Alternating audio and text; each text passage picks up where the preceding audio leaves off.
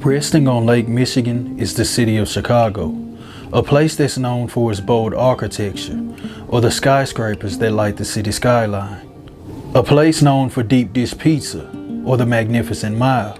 There are so many things to do, see, and experience. Like the Navy Pier, or how when the moon touches the water, it creates iridescent light, a sight that some eyes only wish to see. But behind the beautiful scenery, Chicago is no stranger to its fair share of crime, turning what was meant to be a paradise into a dark hub for those who inhabit it. And it's often the setting of sad tales of tragedy, tragedies like this next story.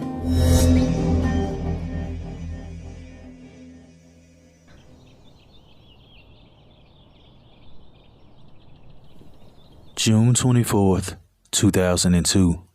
The world would make way for Sadaria Davis. The place she called home would be Chicago, Illinois. It would be here that she would begin her education and begin to learn about life. It's where her family was, her closest friends. Sadaria Davis is described as someone who was very outspoken. She was someone who spoke her mind, regardless of how you felt or anyone else. Although she was described as a person who would put you in your place, she also had a soft side. She had a side that was very loyal. She was also giving, someone who was described as a true definition of a real friend, a person who possessed the talent to place a smile on your face, even in your darkest times. By the year of 2018, Sadaria Davis would be 15 years old and years short of graduating high school. By this time, she had grown into someone with a very strong personality, but she was also, just like any other girl her age, she enjoyed doing makeup, dressing up, and hanging out with friends. April 27th, 2018. It was a normal day for Sadaria. It was Friday and headed towards the weekend, so she'd attend school, leave school, and around this time she would normally go and hang out with friends, but she did have a curfew. But when the hours began to tick by and her curfew passed and she didn't make it home, her mother would begin to worry. She would begin to contact associates and friends of Sadaria. However, this doesn't turn up any clues to her whereabouts. The night of April 27th of 2018 would come and go, and the morning of April 28th would begin, but there was still no sign of her. By now, enough time had elapsed to where the family thought something was truly wrong, so the mother would immediately report her missing to the authorities. After discovering that 15-year-old Sadaria Davis was missing, the police would do the normal things. They would begin by talking to family, friends, and any known associates of Sadaria in hopes to find her whereabouts, but it doesn't turn up any clues. Days begin to pass, and then those days turn into a full week, and Sadaria Davis hasn't returned home, and no new information has been relayed to the authorities. The only sighting of Sadaria Davis would be the many missing posters of her face that could be seen posted around town and online. At this point in time, the family and friends are distraught, and they are almost certain that something sinister is lurking beneath the surface. May 11th, 2018. At approximately 11 a.m. on that morning, police would be dispatched to 20 South Hamlin Street. This location was no stranger to the authorities. It was an abandoned location, a spot that was often used for homeless squatters or people that were doing drugs. But on this particular day, they weren't responding to a drug-related issue, but rather, someone had found a body inside of the building. Upon arriving on the scene, they would discover the body of a young female. They checked the body, but there's no identification. They would process and analyze the scene, and then transport the body to the coroner's office for further testing. this body would in fact be identified as 15-year-old Sadaria Davis. 15-year-old Sadaria Davis has now been discovered, and her whereabouts is no longer a mystery. However, everything hadn't been answered. There was no answers as to why she was in the building or how she ended up there. Due to the circumstances, the coroner would, in fact, rule her case as a homicide. But how she died was also a mystery. The coroner would work vigorously, but would be unable to determine the cause of death. The authorities were certain that she most likely perished the day she went missing, which means her body sat inside of that hot apartment for 2 weeks. And by the time that she was discovered, the state that she was in made it very difficult to determine exactly what happened. But things were about to get a lot more complicated. Upon releasing the news that 15-year-old Sadaria Davis had been found, social media was about to complicate things even further. Rumors would begin to surface that when Sadaria Davis was found, she was missing limbs and also organs. On top of that, conspiracy theorists online would link her case to Kanika Jenkins, the teenager who was found frozen in a freezer at the Crown Plaza, located in Rosemont. When this information was released on social media, it would spread like a wildfire, and the precious time that was supposed to be used to investigate real tips and leads was being wasted on thousands of tips being called in that were untrue. But despite being bombarded with false information, they would continue to work this investigation, even if it meant running down false leads. Just weeks after the discovery of Sadaria Davis, the police were about to uncover another body. On June 7th of 2018, the authorities would be dispatched to an abandoned garage located in the 1800 block of South Central Park Avenue. Upon arrival, the authorities would discover the body of 26-year-old Shantia Smith, a woman who was reported missing in Chicago on May 25th of 2018. But to complicate things even further, she would be located roughly 5 miles away from the crime scene of Sadaria Davis. And just like 15-year-old Sadaria Davis, the cause of death for 26-year-old Shantia Smith would also be found undetermined. With the bodies of 2 young women being located roughly 5 miles apart from each other, it made the authorities question whether or not the cases were connected. And with the discovery of another body, the family of Sadaria Davis would turn to the media in hopes to generate new leads. We now know there's a $1,000 reward for anyone with information related to her disappearance. Her body was actually found about 3 weeks after she went missing in the abandoned building right behind me. You can see right up here on the 3rd floor.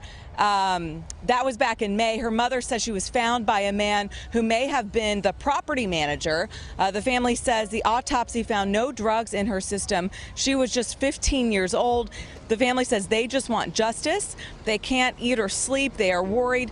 They want the police to properly investigate this case. What they don't want is people playing detective on Facebook.